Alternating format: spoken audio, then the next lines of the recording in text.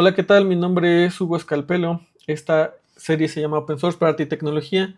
Estamos viendo la lección de electrónica básica del libro de introducción a la electrónica de Forrest Mims. Es un texto viejo, está en Internet Archive. Estamos viendo electricidad, que es la primera lección, es la cuarta parte. Este es el capítulo 5 de toda la serie. Y este es el libro de Forrest Mims. Es aquí donde nos quedamos. Estábamos trabajando en la corriente directa. Ya vimos que es corriente, que es voltaje, que es potencia. Y en esta ocasión vamos a ver qué es resistencia. Espero que esta clase sea corta. Aquí nos dice que la resistencia es el fenómeno de oposición a la corriente.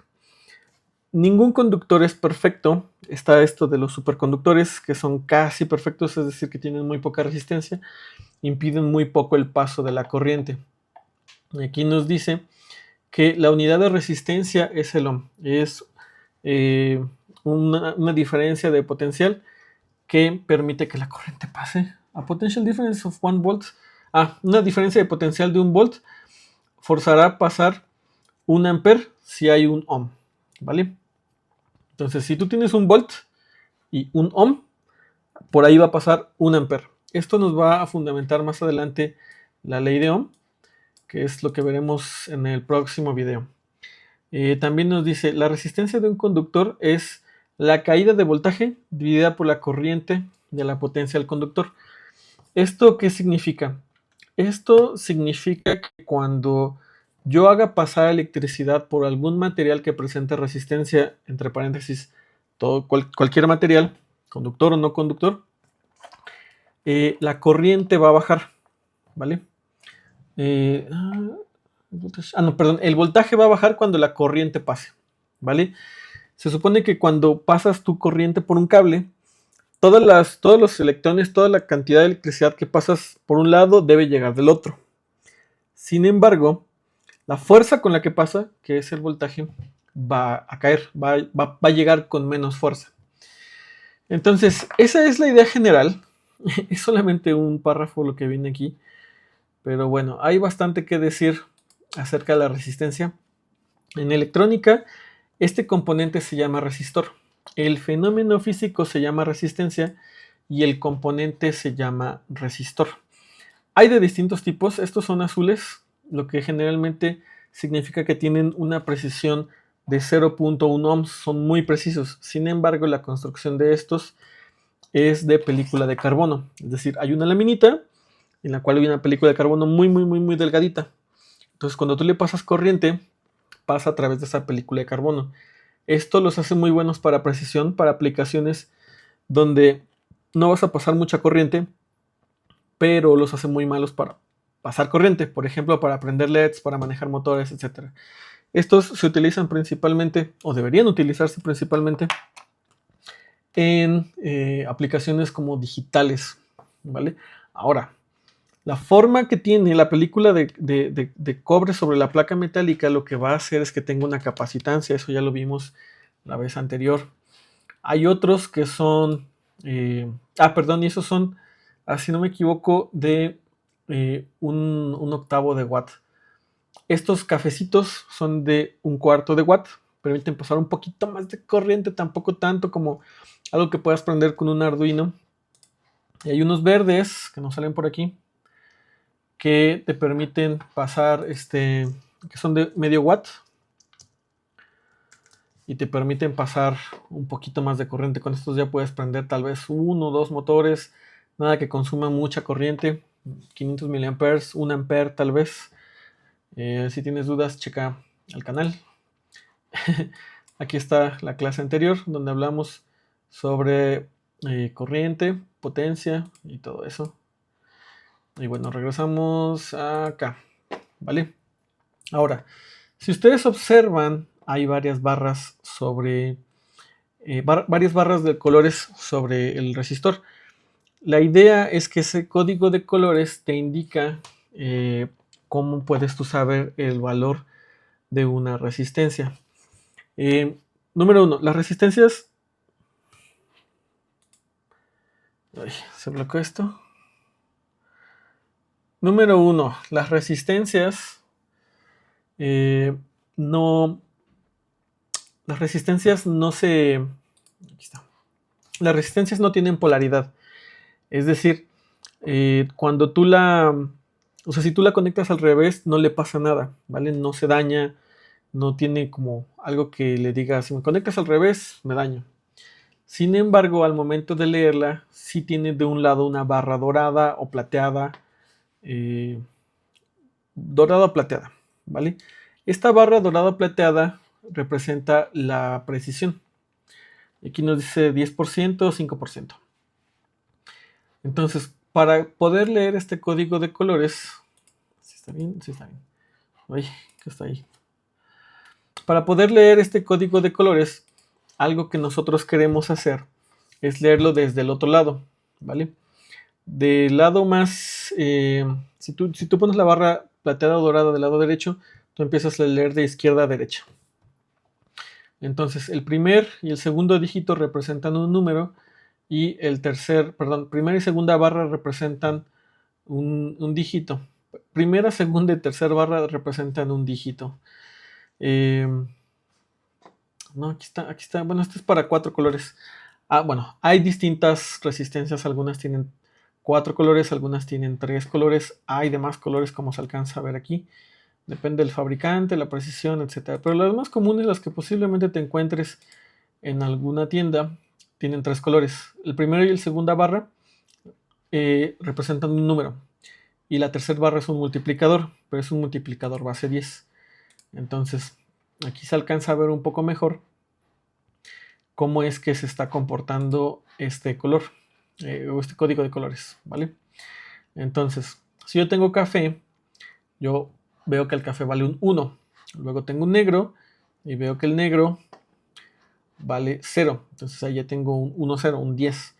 Y el último color, que no es el dorado, es anaranjado. Y este es un multiplicador. El anaranjado multiplica por 1000. Entonces yo tengo 10 por 1000, son 10.000. Entonces, generalmente tú no dices 10.000 ohms, dices 10 kilo ohms. Se acostumbra a utilizar dos prefijos, kilo y mega. En capacitores se utiliza pico y nano, que son con exponentes negativos. ¿Exponentes negativos? Sí, exponentes negativos. Ahora, si tienes más colores, ya lo puedes juzgar como se muestra acá, ¿vale? Aquí te explica cómo se entiende el código de colores de 3 barras, de 4 barras y de 5 barras. No estoy contando la última, que es la precisión. ¿Cuál es la función de una resistencia? Si, la resistencia lo que hace es que impide el paso de la corriente. ¿Cómo entiendo yo impedir el paso de la corriente? ¿Para qué me sirve quitarle corriente a un circuito? Hay varias aplicaciones, me costó algunos años después de salir de la carrera entenderlo. Si yo se le pongo un LED, el LED va a brillar menos. ¿Por qué querría yo que brille menos? Yo debería dejar pasar toda la corriente para que brille lo más que pueda. Bueno, hay aplicaciones donde no quieres que brille tanto, por ejemplo la pantalla de tu celular que baja su voltaje. En sus principios, los principios de los celulares, ahorita ya no, utilizaba resistencias para controlar el brillo. ¿Qué otra cosa? Cuando tú le controlas el brillo, cuando tú le limitas el paso de la corriente a un componente, lo tienes trabajando óptimamente. Tú no quieres proporcionarle toda la corriente que aguanta un componente, porque entonces ese componente se puede calentar. Y cuando se calienta, disminuye su vida útil.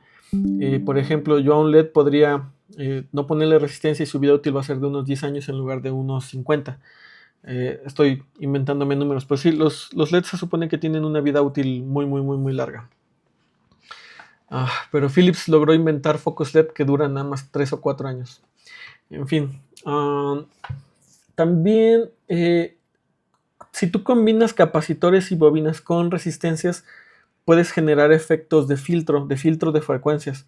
Por ejemplo, las bocinas, que están separadas en graves, agudos y medios, utilizan capacitores y resistencias o bobinas y resistencias para filtrar solamente ciertas frecuencias. Ese es un uso bastante interesante. Otro uso interesante es para polarizar transistores. ¿Qué significa esto? Para que este transistor funcione en la región que tú quieres. Eso lo veremos más adelante, pero eso de las regiones para que o conduzca muy bien o siga a otro transistor, o si tú le pones un voltaje, a la salida te dé el mismo voltaje. Entonces, por su construcción interna, la resistencia le ayuda a comportarse de una forma súper específica. Y bueno, generalmente la resistencia es un fenómeno no deseado. Y la resistencia en realidad es un fenómeno termodinámico. Eso significa que convierte la electricidad en calor. Se supone que cualquier resistencia convierte la electricidad en calor, ¿vale? Entonces, vamos a ver acá algunos ejemplos. Aquí está el código de colores, no tienen que aprendérselo, está en internet. Me acuerdo cuando yo iba a la escuela que sí había que aprenderlo, había que memorizarlo y el examen era el código de colores. Pero bueno, eso fue antes del boom del internet. Ya existía, pero fue antes. Hay resistencias de distintos tipos si tú quieres, por ejemplo, manejar un motor más grande, o voltajes más grandes, o corrientes más grandes. Están estas que son las resistencias de potencia. Si tú vas a trabajar como con electrónica en lugar de eléctrica o electricidad, vas a ver seguido estas. Estas, mira, aquí están las resistencias verdes. Estas resistencias adentro tienen una de estas, una verde. Y cuando tú alguna vez le pegamos con un martillo en la escuela para ver qué tenía dentro, y esto no es más que un bloque cerámico. Y el objetivo de ese bloque cerámico es disipar el calor. Como va a pasar mucha corriente, se va a calentar.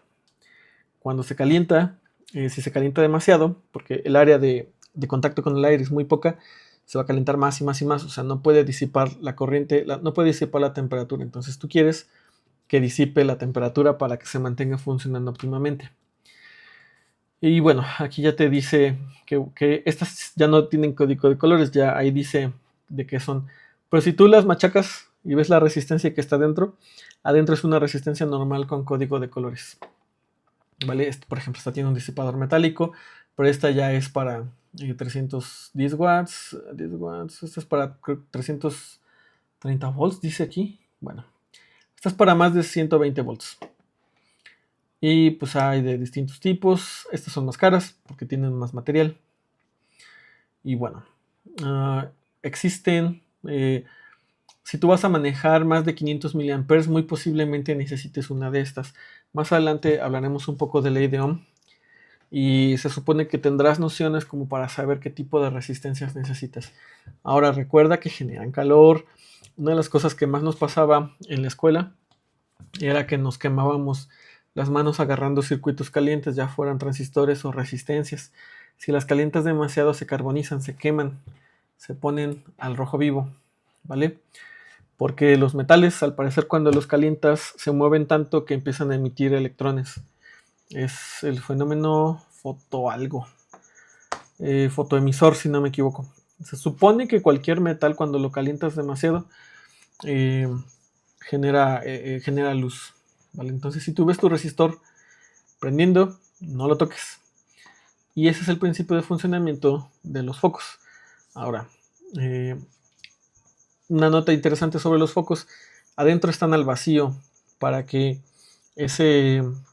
para que no se oxide y no se dañe la estructura del metal que está incandesciendo, que está lanzando luz, para que no se degrade. El oxígeno tiende a degradar los metales.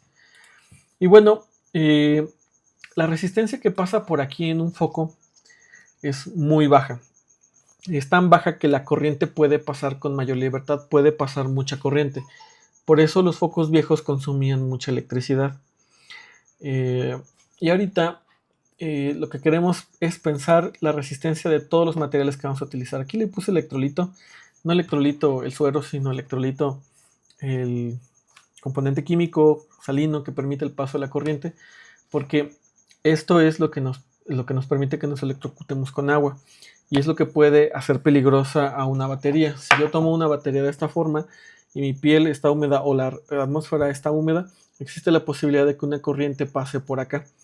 La corriente de mi piel es bastante grande, pero si está húmeda, sudada o hay mucha humedad en el aire, la corriente baja porque hay un electrolito funcionando ahí que es altamente conductor. Se supone que mi piel no es conductora. Pero todos los materiales son conductores dependiendo de la cantidad de corriente y voltaje que tú le pongas. Entonces esto que se ve aquí es una bobina de Tesla, es un speaker de bobina de Tesla, lo venden ya hecho en chino. Me acuerdo cuando iba a la escuela entre 2006 y 2012 que sí eran proyectos como con los que te titulabas, pero ahorita ya los compras en cualquier lugar. Y bueno, ¿qué es lo que está pasando aquí? Tiene una bobina que genera un campo magnético que multiplica el voltaje y le pasa muy poquita corriente, muy poquita cantidad de electricidad con muchísima fuerza. La fuerza es tanta que puede romper la resistencia del aire.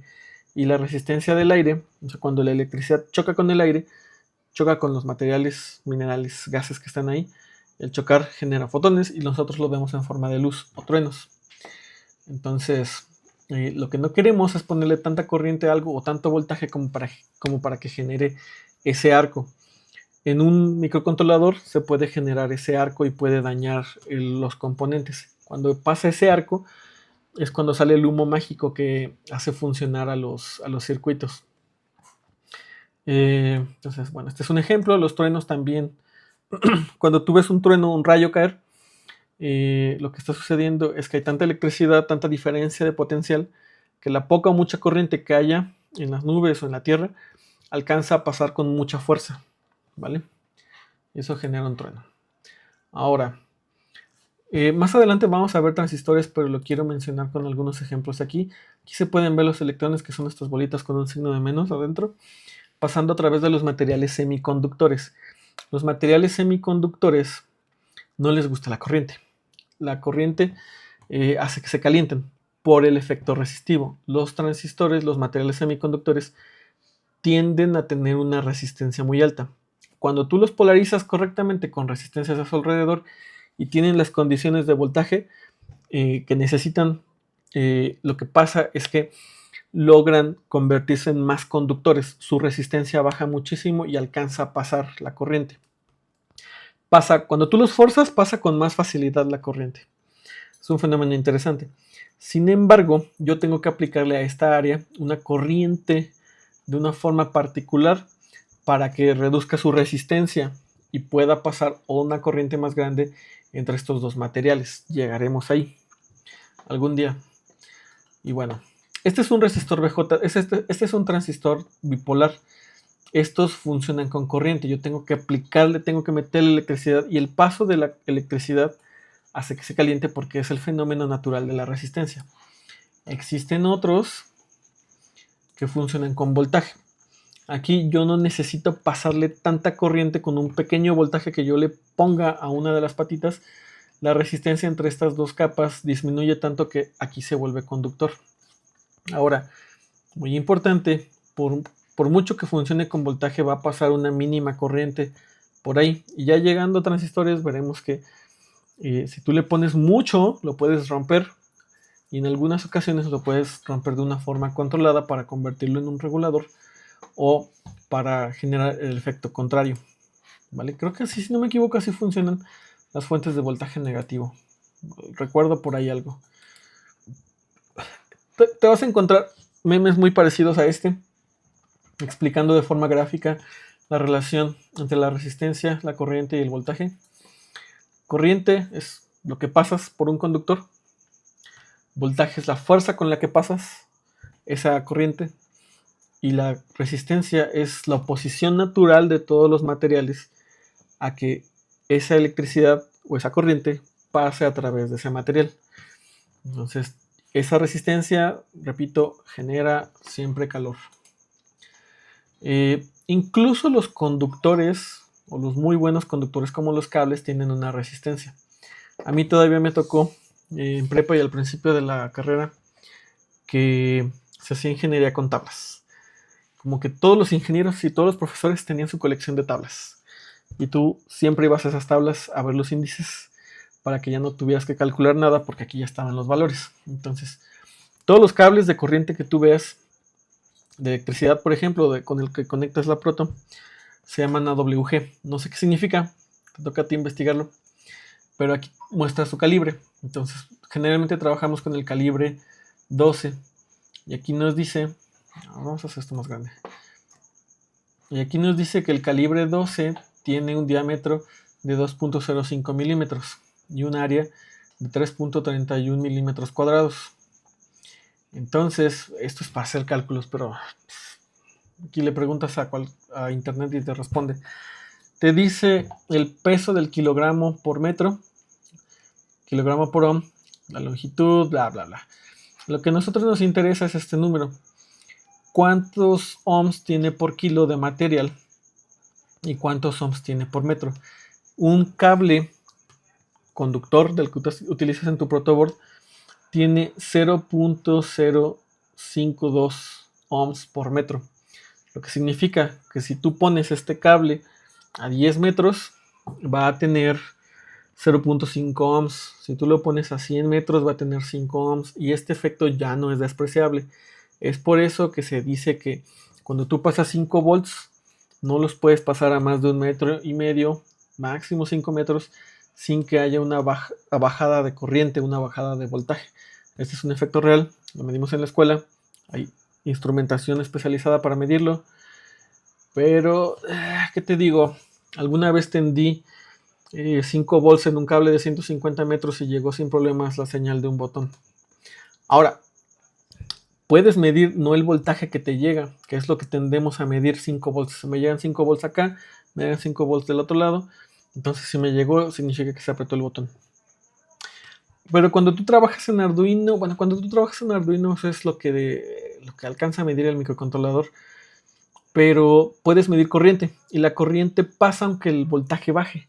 Entonces existen otros sistemas de comunicación que se llaman 420 miliamperes, que me tocó diseñar uno como una práctica de último semestre. Fue más o menos difícil porque es complicado equilibrarlo. De un lado debes tener 4 volts y del otro lado 20 miliamperes, si no me equivoco.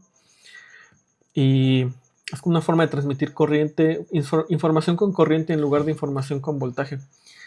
Y son bastante más seguros y esos llegan a más distancia. Cuando tú te vas a algo industrial, ese es el tipo de señales que tú vas a trabajar, porque resulta que la corriente no es tan sensible al ruido como el voltaje sí. Entonces, bueno, ya hablaremos de eso más adelante, que es más interesante. Ahora, el efecto resistivo es otra cosa completamente diferente. Ahí está. El efecto resistivo te permite variar un voltaje. Si tú tienes un material que cambia su resistencia, va a cambiar el voltaje que tú le pasas. Si yo le paso 5 ohms, que es lo que me da 5 volts, que es lo que me da un Arduino, a un sensor y ese sensor cambia su resistencia, yo del otro lado, a la salida del sensor, voy a ver un cambio de voltaje y ese cambio de voltaje yo lo puedo medir y obtener información. Entonces, aquí le puse en esta tienda random que no me quiere patrocinar, le puse sensores, ¿vale? Entonces, quiero encontrar algún sensor que funcione bajo efecto resistivo. Perdón. Estos sensores son sensores de lluvia, que son películas de carbono en líneas, y cuando tú tienes pequeñas gotas o humedad, va cambiando la facilidad con la que la corriente pasa. Y tú puedes medir eso para saber qué tanto porcentaje de humedad hay sobre ese sensor. Estos son los sensores flex. Cuando se doblan, no me acuerdo, hay uno que sube su resistencia y hay otro que la baja. Cuando se dobla, el cambio de resistencia en el material te permite saber qué tanto se dobló. No intenten utilizarlos para medir un ángulo, no va a funcionar. Yo ya lo intenté, yo ya lo investigué. Nintendo lo intentó con el Power Glove, no funciona. ¿Vale? Esto es como no es como para que midas de 10 a 20 grados o medir qué tanto se flexiona un dedo. Te sirve tal vez para saber que algo se dobló, 90 grados, bastante, pero no es de precisión, ¿vale? Otros que sí son mucho de precisión son los de gases. Déjenme ver si me sale por aquí algún sensor de gas.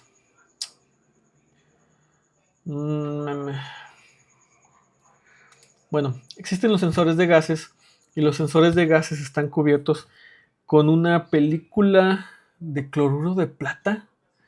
Sí, tiene mucho que leí la hoja de datos, pero buscas el datasheet, como lo mencionamos en alguno de los capítulos anteriores, como lo vamos a ver más adelante, te voy a enseñar a leer un datasheet. Y ese datasheet te dice cuál es la composición del sensor. Entonces los sensores de gases como el de CO2, el de,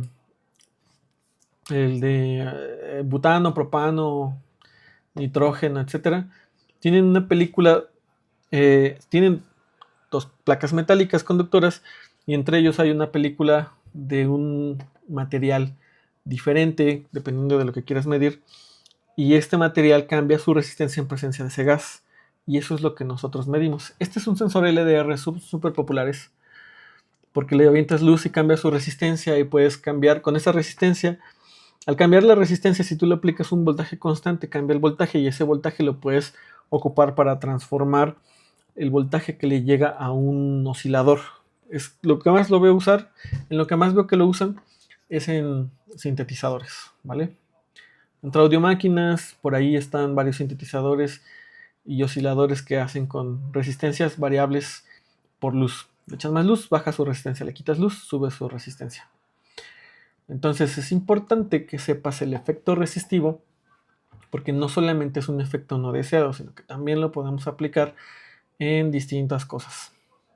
Ahora, una fuente, cuando tú conectas una fuente, por ejemplo, esta es una fuente de poder, cuando tú lo conectas a 127 y te saca 5 volts, también tiene una resistencia. Se supone que lo que queremos de una fuente es que tenga la menor cantidad de resistencia, pero debemos saber que tiene resistencia por todos los componentes que están ahí. Todos los componentes que están adentro del circuito de la fuente tienen una resistencia y se suman, ¿vale? Aquí está, al fin, un sensor de gas. Entonces, bueno, ahí está, existen. Lean sus hojas de datos, son muy interesantes la hoja de datos, no tienen que entenderlo absolutamente todo, solamente tienen que terminar de leerlo. Conforme vayan leyendo más, van a ver que reconocen los conceptos. Se los digo de esta forma porque a mí no me los enseñaron, me dijeron, existe, léela. Y sí, se te pega luego de un rato. Bueno, y hay muchos otros tipos de sensores modernos que se basan en la resistencia. Los que más veo aquí son son flex, pero hay algo muy interesante. Wi-Fi, MRI. Hay unos estudios, hay unas empresas militares. Sí.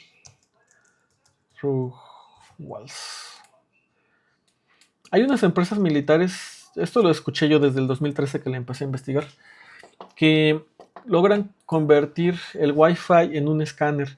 Entonces, el Wi-Fi lo que hace es que tiene una onda electromagnética. La onda electromagnética es cuando tienes un cable y le aplicas corriente, pero tiene una forma que le permite propagarse por el aire. Idealmente por el vacío, pero como no estamos al vacío, lo hace por el aire. Entonces, esa onda electromagnética, como el Wi-Fi, se propaga por toda tu casa, y en algunas ocasiones puedes medir el rebote.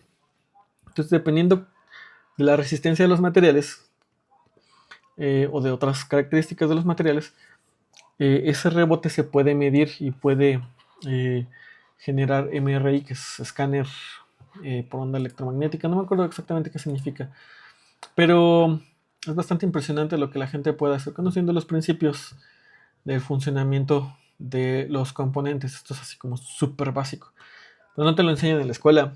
No hay tanta información que te diga, el efecto resistivo o la resistencia de un componente lo puedes interpretar ya en un orden muy, muy elaborado como esto. Y regresamos acá. Hay otros componentes muy interesantes que presentan menos resistencia, que son los superconductores. Seguramente habrás oído hablar del grafeno hace algunos años, que se puso muy de moda, que es una sola capa de un átomo de grosor de carbono en esa formación. Cuando tú pasas electrones por ahí, como que flotan, como que se deslizan en medio, por arriba, no se sabe muy bien, más bien yo no lo sé muy bien, y permite conducir mucha corriente. Pero esto es un material teórico, hay formas de hacerlo. Dicen que si tú si tú un material lo haces súper liso, por ejemplo, en la superficie de un disco duro, lo rayas con lápiz. Si lo rayas ya no es completamente liso, pero si tú le haces un baño de carbono y le pegas Yurex y le vas pegando y le vas pegando y le vas pegando de forma constante, puedes dejar solamente una capa de grafeno, y que esa es la forma fácil de hacer grafeno. Pero bueno, los superconductores conducen más, no se calientan, teóricamente. No es cierto, sí se calientan. Busquen por ahí referencias o videos en YouTube de que son los, eh, los superconductores, que es como muy baja resistencia eléctrica. Y nada más quería hablar de este otro efecto, el efecto reactivo. Funciona diferente la resistencia en corriente alterna, que es lo que utilizamos para echar a andar nuestros aparatos, para transmitir los aparatos en la red. ¿Qué es lo que usamos? La corriente alterna es lo que usamos para transmitir electricidad a grandes distancias para alimentar nuestros aparatos. En realidad nuestros aparatos funcionan con corriente directa, pero la retransformamos. Cuando tú lo haces pasar por una resistencia, cuando tú haces pasar la corriente a través de una resistencia, no le hace nada a la frecuencia o a la onda o a la señal que trae ahí, pero si lo haces pasar por una bobina o un capacitor, sí le hace algo a la relación de voltaje con respecto a la corriente. Espero que lo veamos en algún punto en el futuro, pero bueno, es un fenómeno que existe, es un fenómeno importante, aplicado de forma artística. Filtros, algunas personas que han utilizado, no tengo la referencia, pero por ejemplo, cuando tú quieres utilizar un generador, generalmente ese generador utiliza corriente alterna. Cuando tú quieres utilizar para energizar o para manejar un motor, esa corriente alterna tú la tienes que controlar, y para poder hacerlo debes tener en mente el efecto resistivo de las resistencias de los capacitores y de las bobinas. Los resistores y bobinas también tienen resistencia natural al paso de la corriente y se comportan de forma súper rara si tú les pones corriente directa o corriente alterna. Por eso es importante tener en mente siempre que todo tiene resistencia, ¿vale?